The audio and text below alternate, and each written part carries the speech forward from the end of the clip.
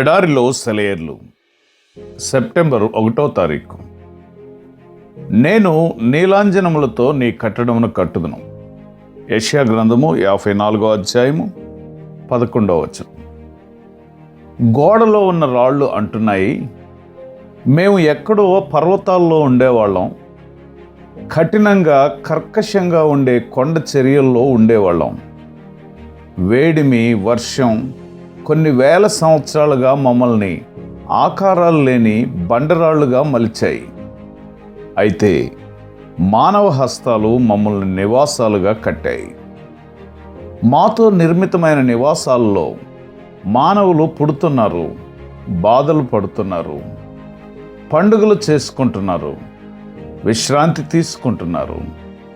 వాళ్లను మమ్మల్ని చేసిన సృష్టికర్త నియమించిన పాఠాలను నేర్చుకుంటున్నారు. మేము ఇలా ఆశ్రయం ఇచ్చే రాళ్లుగా రూపుదిద్దుకోవడానికి ముందు మేము చాలా శ్రమలను అనుభవించాం. తుపాకీ మందు మా గుండెలను చీల్చింది. పెద్ద పెద్ద సుత్తులు మమ్మల్ని పగులగొట్టాయి.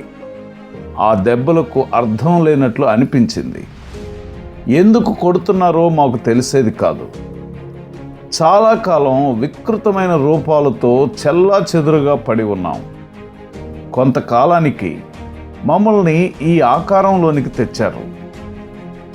సున్నితమైన పరికరాలతో మమ్మల్ని నునుపు చేశారు. ఇప్పుడు మాకు ఆకారం ఉంది, మా ఉపయోగం తెలిసింది. ఇప్పుడు మనుషులకు మేము ఉపయోగపడుతున్నాం.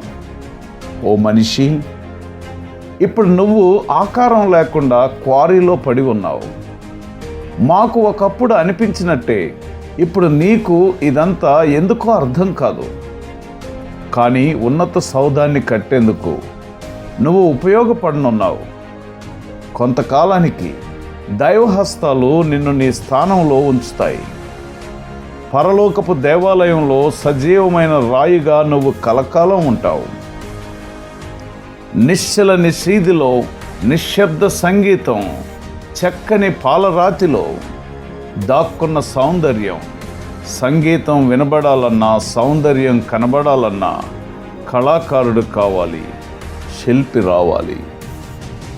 దివ్య సంగీత విద్వాంసుడా, నాలోని సంగీతం మూగవోకుండా నీ చేతులతో జీవం పోయి, ఓ పరమశిల్పి నీ సుత్తితో ఉలితో చెక్కి నాలోని సౌందర్యాన్ని వెలికితి. ప్రియ స్నేహితుడా, నీ జీవితంలో కూడా ఆకారం లేకుండా కఠినమైన పరిస్థితులను ఎదుర్కొంటూ ఆ రాళ్ళు క్వారీలో వికృతమైన రూపాలతో పడి ఉన్నట్లుగా, నీ జీవితానికి అర్థం లేనట్లుగా, ఎందుకు ఇలాంటి పరిస్థితులు వస్తున్నాయో అర్థం కాక ఇబ్బంది పడుతున్నావా?